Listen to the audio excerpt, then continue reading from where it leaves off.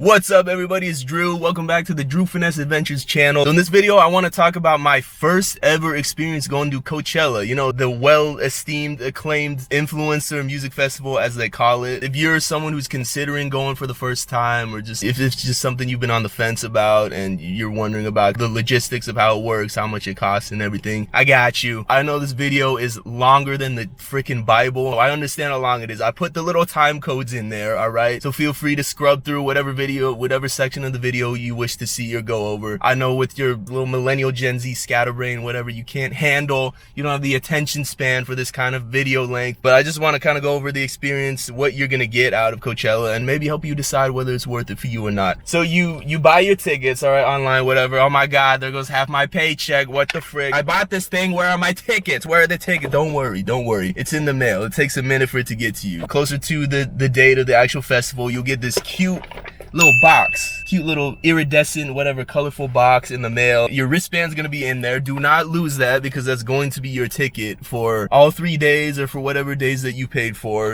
You just have to have your wristband on your person at all times. And then you get like all this other crap. I don't know, they put like a diorama in here. Come on, camera, help me out. There's instructions, all right? So if you're freaking out, oh my God, what do I do? Where do I drive? Where do I go? Where do I sleep? It's all in there for you. And then there's this cute little like diorama. I haven't made a diorama since first grade, so that was just interesting for me. Little cardboard diorama that you can put together for, you know, the vibes, if you want to feng shui your room, or just show off to people that you went to a music festival that costs a pretty penny. I don't know, whatever you want to do with it. With Coachella, you do have the option of either, you know, like day parking at the festival. We elected to car camp instead. So you buy a parking permit, so you get your car camping pass, you display it on the windshield of your car. Basically, when you get to the site, they're gonna direct you like airport traffic control, and they're gonna say, all right, you go to this, you get this little 30 by 10 foot spot. I know it's not a lot of space, but it's plenty of space for like a 10, you know, an easy up, a canopy, whatever you need in your little home away from home, as they call it.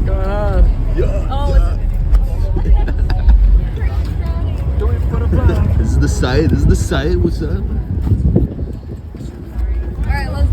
If you want your spot to be right next to your friend's spot, then you get like a nice little double spot. Make sure that you and your friends arrive to the car camping lot at the same time. And then before you get to your car camping lot, you actually have to go through security. It's pretty lax. They basically just say, get out of your car and let me go through, make sure there's not an AR-15 or like knives and weapons back there. So make sure you don't have any knives of any kind of sort. If y'all are one of those people that keep like Swiss Army knives and like machetes and shit in the back of your car for whatever reason, just make sure, don't have any dead bodies in the back of your car. That's probably gonna hurt your chances of getting into. Just make sure that you clean all of that out. Also, they don't permit glass as well, I believe, so don't make sure any glass bottles are moved up out of your car. Be polite. Offer the security people snacks. Like, we had a bunch of Trader Joe's snacks, and the lady was like jokingly asking for some. So it's like, go for it. You want seaweed? You want these little plantain chips? I got you. It's not bribery, all right? I wouldn't call it bribery. It's just being nice and polite to your fellow man or woman that's clearly just not getting paid enough to work their day job. And then once you get through security, that's when they show you to your little luxurious 30 by 10 foot grass patch where you can park your car.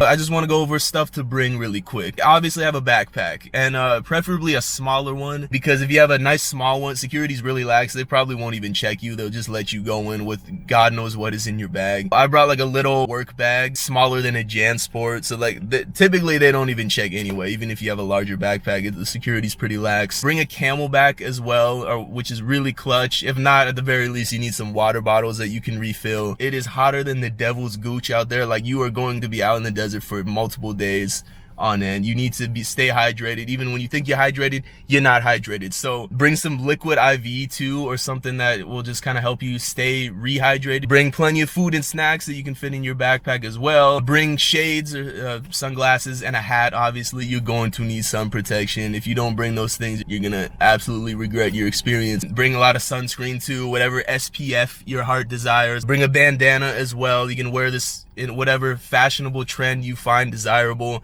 but I really recommend covering the bottom half of your face because it's super dusty and dry. Wear some comfortable shoes, all right? I know the fits be going crazy. The fits be fitting at Coachella. You want to style yourself out. You spend a lot of time in your outfit. But if you're walking around in heels and cowboy boots that don't really fit you, I think I averaged average like almost 30,000 steps over this 3-day weekend. So you are going to be walking like crazy, especially if you're car camping and going back and forth to your camping site and going seeing a lot of different artists. You're going to get your steps in. So I know that y'all want to look like you're on a Vogue fashion show, but you want somewhat comfortable shoes, chapstick and Vaseline as well. This goes along with the bandana thing. Like, your lips are going to be very dry, so that's going to come in clutch. This is more for if you're car camping. Make sure you bring a first aid kit, because you could have any kind of cuts or blisters. We actually had some blisters out there.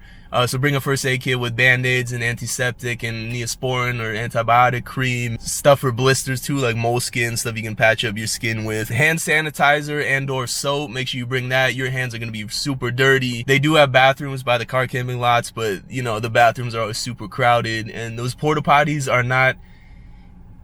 Look, man, whoever's cleaning those porta potties needs a raise. I don't know how much they're making, but they need a raise, if you know what I mean. It's pretty grimy and just disgusting and does not showcase the upper echelon of society. And obviously, if you're camping, bring a sleeping bag, sleeping pad, something to sleep on, and then a tent as well. Make sure you bring warm clothes and a jacket, because the desert does get cold and windy at night. Easy up and a canopy. This should go without saying. If you're car camping, you absolutely need it. You're not going to be able to function at your site if you don't have some kind of constant shade or something you can put over your site and sit under. And then along with that, make sure you bring extra stakes and like a nylon cord too, which can help with tying things down. So our Easy Up, we just got like an Easy Up from Walmart, but the first night these desert winds kicked in like something you would not believe, and just literally took like 5 people's Easy Ups, took our Easy Up, and like 5 people that were neighboring us took our Easy Ups right out of the ground with the stakes and everything. And it was like Hurricane Katrina came through. It was ridiculous. And we came back that first night to find this nightmarish hellscape of like broken Easy Ups that had blown off the hinges and like crashed into each other. It is a war zone over there. Looks like a plane crash. When we came back, our Easy Up had flown off, right? It had like flown over there. Yeah, it was right over there. So our Easy Up had collapsed, but nothing like that. That's next level. Wet wipes. So they do have showers at the car camping lot, but it's not a 5-star hotel, if you know what I mean. And like, honestly, wet wipes or dude wipes in particular is what I use. These are gonna be critical for keeping you somewhat clean, getting all that grime and just the mistakes of the weekend off of your body. Yeah, the wet wipes, or as my friend likes to call it, a whore bath. Bring a speaker as well, so you know, keep the vibes going. Bring a portable charging station and portable chargers as well. You're gonna want to keep your cameras and phones and devices charged, especially if you want to be on your phone all the time and taking videos of everything and posting your cute little stuff on your Instagram stories, like, oh my god, look what artist I saw, this is surreal, this is amazing. A cooler as well, I highly recommend if you're camping, because you're gonna want to keep some drinks. You know, ice cold water is really gonna hit when it's like 100 degrees out there and you've been in the sun all day. Bring some earplugs, because most people don't go to bed till like after 1 in the morning. Even after that, people are making noise and playing grab ass and listening to music. You bring some earplugs, that's really gonna help you fall asleep at night. And then like, this is more of a bougie kind of a supplement, but if you want to bring a small propane stove so you can just kind of cook stuff. If you're car camping, you're just gonna be at your site all day every day, because the festival is not gonna start till like late afternoon every day. So you have a lot of time on your hands, and you're gonna want food. You're not gonna want to spend a pretty penny and a half just on every single meal just so you can go in there and get a corn dog or Americanized kung pao chicken. Like, you're gonna want to have food of your own, and honestly, it's gonna hit if you can cook that food at your own site. I thought Coachella was amazing. I think it was very well put together. The way there's like, I think there's 8 stages or so in total, and they're all just kind of within somewhat walking distance, but enough to kind of accommodate the ridiculous amount of people that's going to be there. There's going to be like a schedule that's posted, so you know what artists you want to see, what time they perform, and at what stage. And that at each stage is going to be like a nice little billboard that shows the time slots for when each artist is performing. Also, the festival grounds do a great job of providing you with water refill stations, which obviously on their part, they're just covering their bases, so they're not flooding with lawsuits from stupid ass kids on drugs having heat stroke. In terms of cost, I spent about $400 on the ticket / wristband for all 3 days of the festival. You also have the option of selling your wristband for certain days if you would like. And then we spent $100, so $50 per person for the car camping pass. And then food costs a lot when you're in there, so I didn't really purchase a lot of meals that entire weekend, because food is gonna be at least 20 bucks per meal if you're getting just for like a corn dog or torta or whatever the hell you're getting inside the festival grounds. But they got a lot of different food options. I sure got my money's worth. I think I saw about 23, 24 concerts in total and 24 different artists that I really liked. So when you do the math, that's like maybe $20 per concert that you're seeing. So clearly it was worth it for me. It was like the Costco bulk size family value brand of like concerts all in one weekend, so it was definitely worth it. But that's only if you really have the stamina for seeing everybody that you want to see. This year people were complaining that like the lineup wasn't very hefty and you didn't have like Ariana Grande and Adele or Taylor Swift or Drake or whoever. You didn't have like the big well acclaimed headliners. But honestly, my advice is like, you don't go to Coachella and festivals for the headliners. The headliners are just gonna be people that you see at the very end of the night at like midnight, 1 in the morning, when you've already like emaciated from the entire day's festivities. Half the park is going to be watching the headliners at the same time, so it's like it's not even worth it, at least to me personally,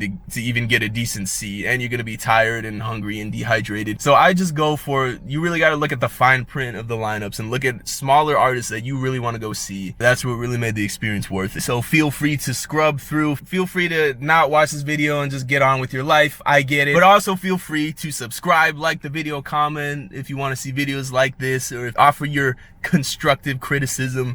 Really appreciate it.